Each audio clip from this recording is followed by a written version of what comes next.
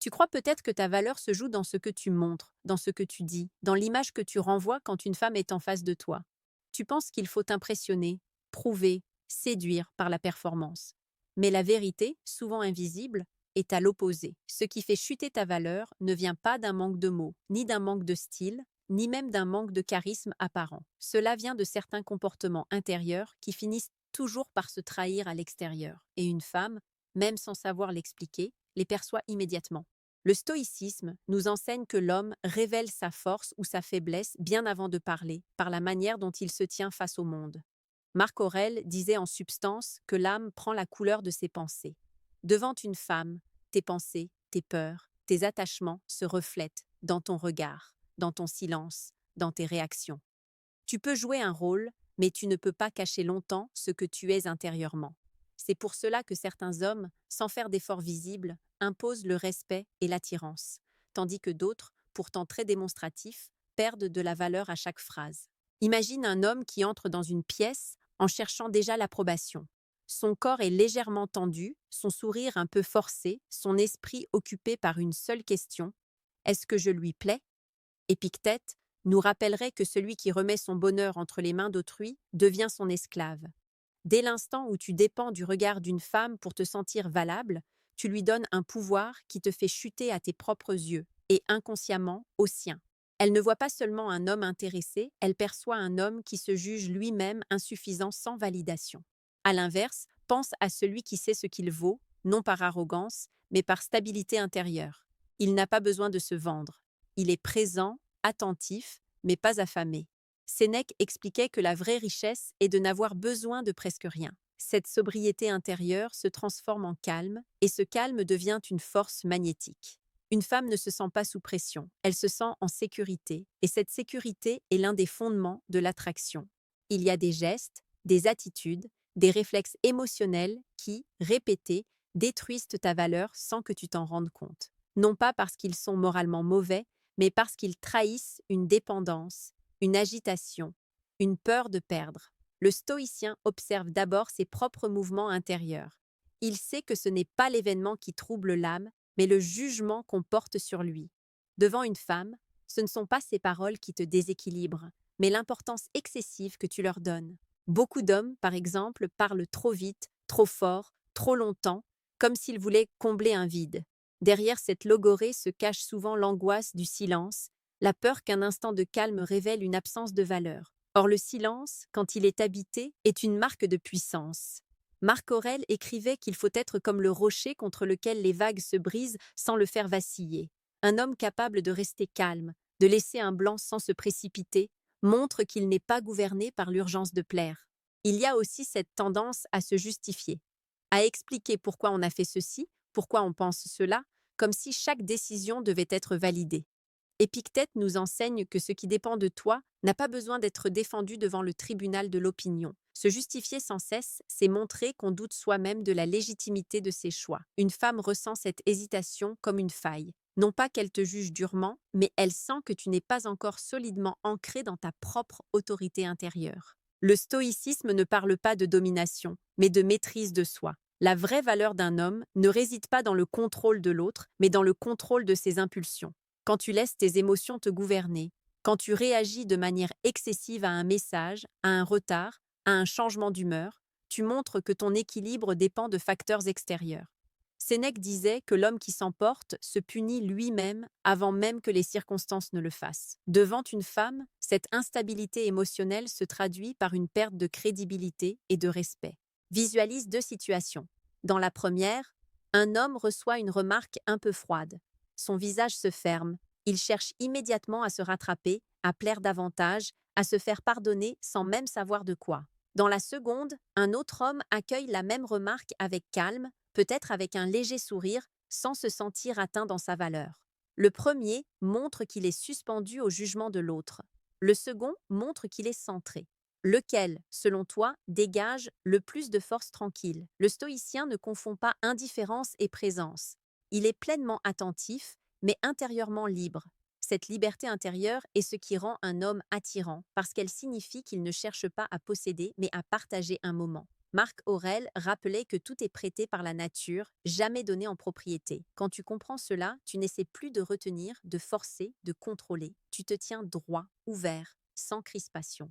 À ce stade, il est important de te rappeler une chose essentielle. Le but n'est pas de jouer un rôle stoïque, de mimer la confiance ou la distance. Le but est d'incarner réellement cette stabilité intérieure. Une femme ressent très vite la différence entre un masque et une présence authentique.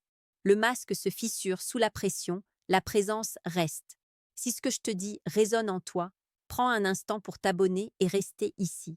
Non pas par obligation, mais parce que ce chemin de maîtrise intérieure se construit dans la durée, par des rappels constants et des prises de conscience répétées. On ne devient pas stable par hasard, on le devient par entraînement de l'âme. Dans la suite, nous allons plonger encore plus profondément dans ces comportements précis qui, lorsqu'ils apparaissent devant une femme, signalent inconsciemment une perte de valeur. Non pas pour te culpabiliser, mais pour t'aider à les voir, à les comprendre et surtout à les transformer. Comme le disait Épictète, ce n'est pas l'homme qui a beaucoup appris qui est sage, mais celui qui sait appliquer ce qu'il a compris à sa propre vie. Il existe une chose subtile que beaucoup d'hommes font sans même s'en rendre compte, et qui pourtant fait chuter leur valeur presque instantanément. Ils cherchent à se faire aimer au lieu d'être respectés intérieurement. La nuance est fine, mais capitale. Être aimé dépend de l'humeur, des attentes, des blessures de l'autre. Être respecté naît de la cohérence, de la stabilité, de la capacité à rester soi-même sans se trahir. Sénèque rappelait que celui qui veut plaire à tous finit par se mépriser lui-même. Devant une femme, chaque micro-compromission avec ta propre vérité laisse une trace, même si elle n'est pas verbalisée. Regarde comment certains hommes rient à des choses qu'ils ne trouvent pas vraiment drôles, approuvent des idées qu'ils ne partagent pas, modifient leurs opinions pour éviter un désaccord. Ils pensent créer de la connexion, mais ils créent surtout une dissonance intérieure. Leur âme se divise entre ce qu'ils ressentent et ce qu'ils montrent. Marc Aurèle écrivait que la pire des pertes est de perdre l'accord avec soi-même. Une femme peut ne pas savoir expliquer pourquoi, mais elle sent cette fracture. Elle sent que l'homme devant elle n'est pas entièrement aligné, et l'alignement est l'un des piliers invisibles de l'attraction. Il y a aussi la peur du conflit. Beaucoup évitent toute tension, toute opposition, par crainte de déplaire. Or, le stoïcien ne recherche pas le conflit, mais il ne le fuit pas non plus quand il est juste. Épictète enseignait que ce n'est pas l'événement qui est difficile, mais l'idée que nous nous en faisons. Dire calmement ce que l'on pense, poser une limite, exprimer un désaccord sans agressivité, c'est montrer que l'on se respecte soi-même. Et celui qui se respecte devient naturellement plus respectable aux yeux des autres. Un autre piège est la surdisponibilité. Être présent est une qualité. Être constamment accessible, toujours en attente, toujours prêt à sacrifier son temps, ses priorités, ses valeurs, est autre chose. Cela envoie un message silencieux. Ma vie n'a pas assez de poids pour être protégée. Sénèque parlait de la valeur du temps comme de la seule richesse réellement non renouvelable. Un homme qui gère son temps avec sérieux, qui ne se précipite pas à chaque sollicitation, montre qu'il a une existence pleine, structurée, indépendante. Ce n'est pas de la froideur, c'est de la solidité.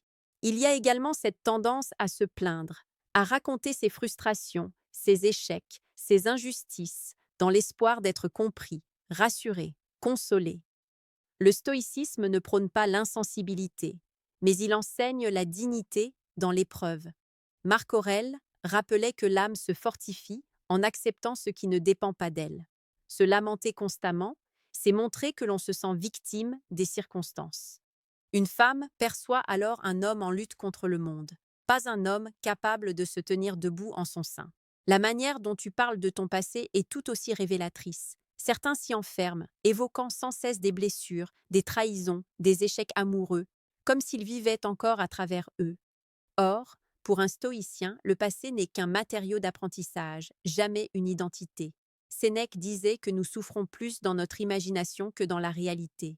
Un homme qui se définit par ce qu'il a subi montre qu'il n'a pas encore totalement intégré la leçon, qu'il n'a pas transformé l'épreuve en sagesse.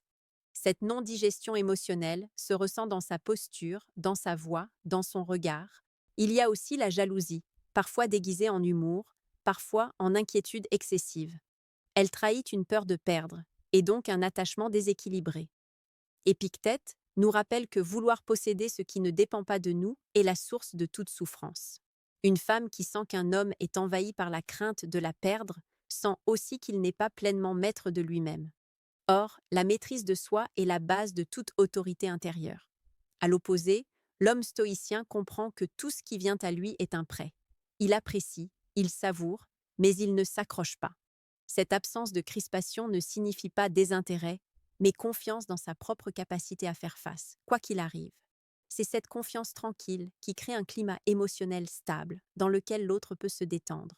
Il existe enfin un comportement qui, bien qu'il paraisse anodin, mine profondément la valeur perçue. Parler mal des autres pour se valoriser soi-même. Critiquer, rabaisser, se comparer, chercher à montrer qu'on est au-dessus. Marc Aurèle insistait sur le fait que la meilleure manière de se venger de quelqu'un est de ne pas lui ressembler. Un homme qui a besoin de diminuer autrui pour exister révèle un vide intérieur. Une femme sent alors que cette sécurité apparente repose sur quelque chose de fragile. Tout cela nous ramène à une idée centrale du stoïcisme. La valeur ne se proclame pas, elle se dégage. Elle naît de la cohérence entre ce que tu penses, ce que tu ressens et ce que tu fais. Plus cet alignement est fort, moins tu as besoin de prouver quoi que ce soit. Et moins tu cherches à prouver, plus tu inspires naturellement le respect et l'attraction.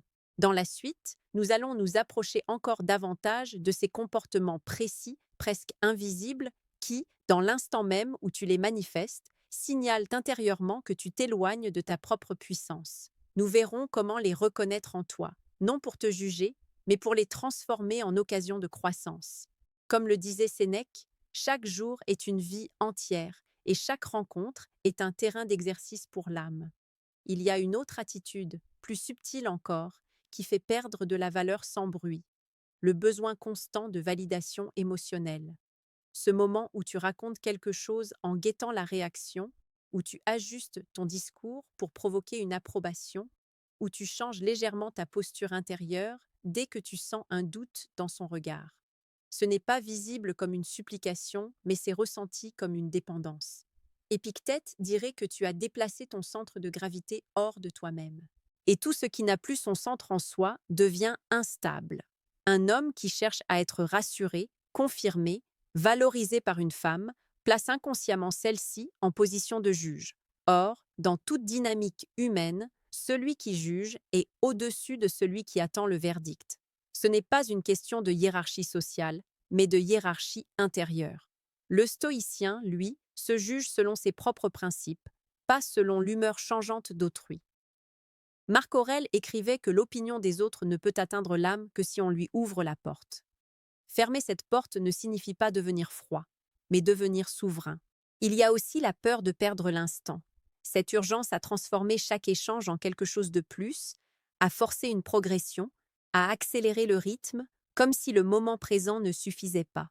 Cette précipitation trahit une anxiété sous-jacente, la crainte que l'opportunité disparaisse, que l'intérêt s'éteigne, que le lien se dissolve. Sénèque rappelait que l'homme pressé vit toujours dans l'avenir et ne possède jamais vraiment le présent.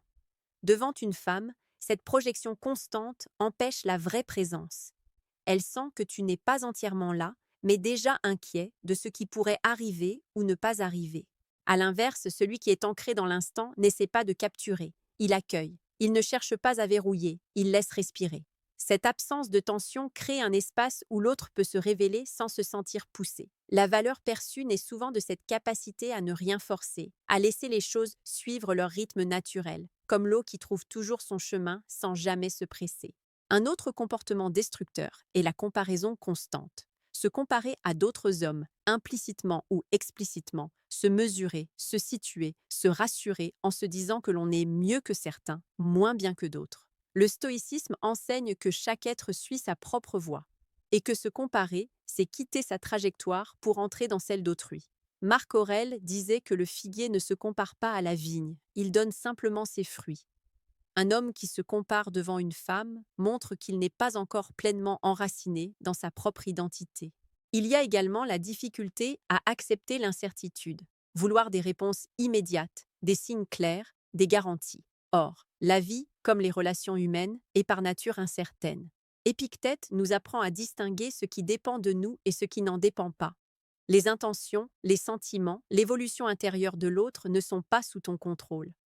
Chercher à les maîtriser, c'est lutter contre l'ordre naturel des choses. Cette lutte se manifeste par de l'inquiétude, de la rigidité, parfois même de la méfiance. Et cette tension intérieure se communique. À ce stade, il devient clair que tout ce qui fait perdre de la valeur n'est pas un geste isolé, mais une posture intérieure. Une posture faite de peur, de besoin, de contrôle, d'attachement excessif. Le stoïcisme ne te demande pas de devenir distant ou indifférent, mais de devenir stable. Stable dans ton jugement, dans ton estime de toi, dans ta capacité à accepter ce qui vient et ce qui s'en va. C'est précisément cette stabilité qui te permet d'aimer, de désirer, de t'intéresser sans te perdre. Sénèque disait que la sagesse consiste à posséder sans être possédé. Tu peux apprécier une présence sans en faire le centre de ton équilibre. Tu peux t'ouvrir sans te dissoudre. Et c'est là que se joue la vraie transformation. Quand tu cesses de chercher ta valeur dans le regard d'une femme, tu deviens paradoxalement beaucoup plus attirant. Non parce que tu la négliges, mais parce que tu ne l'utilises plus pour combler un manque intérieur. Tu la rencontres en tant qu'être complet, pas en tant que mendiant affectif déguisé. Nous approchons maintenant de la partie où tout se cristallise, où l'on comprend comment intégrer concrètement ces principes dans ta manière d'être, de parler, de te tenir. Pas comme des techniques, mais comme une discipline intérieure, un entraînement quotidien de l'âme. Car comme le disait Marc Aurèle, la vie de chacun est ce que ses pensées en font, et ses pensées façonnent aussi la manière dont il est perçu par le monde.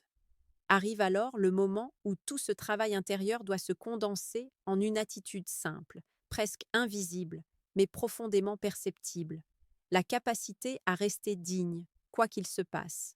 Digne quand l'intérêt est fort, digne quand il est faible, digne quand il y a de la proximité, digne quand il y a de la distance. Cette dignité n'est pas de l'orgueil, c'est la tranquillité de celui qui sait qu'il n'a rien à mendier pour exister.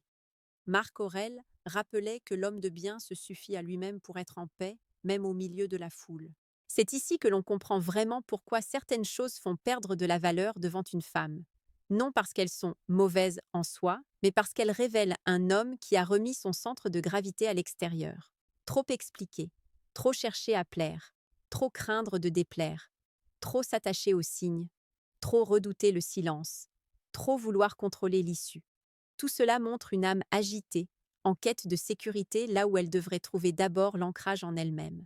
Le stoïcien, lui, avance avec une autre logique. Il ne se demande pas comment être perçu, mais comment être juste avec lui-même.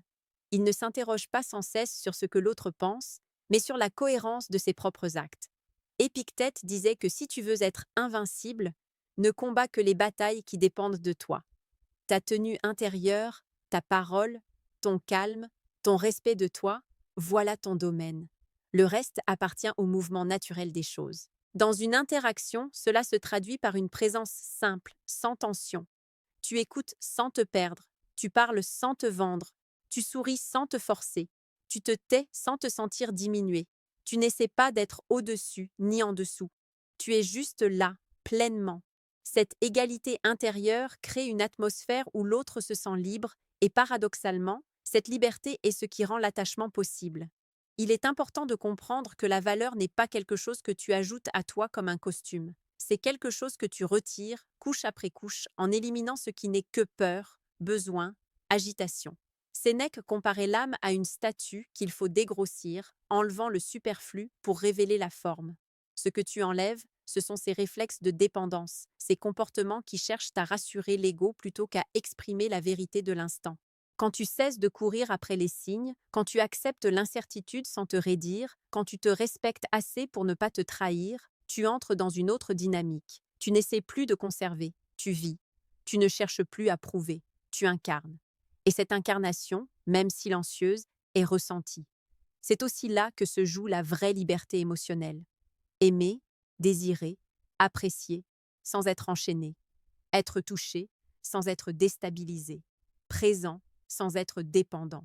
Marc Aurèle écrivait que l'homme fort est celui qui reste le même dans la louange et dans le blâme.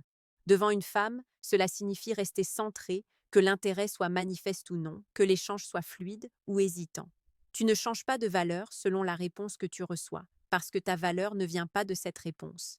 Et c'est précisément cette constance qui, avec le temps, forge une aura particulière. Une aura de calme, de solidité, de confiance silencieuse.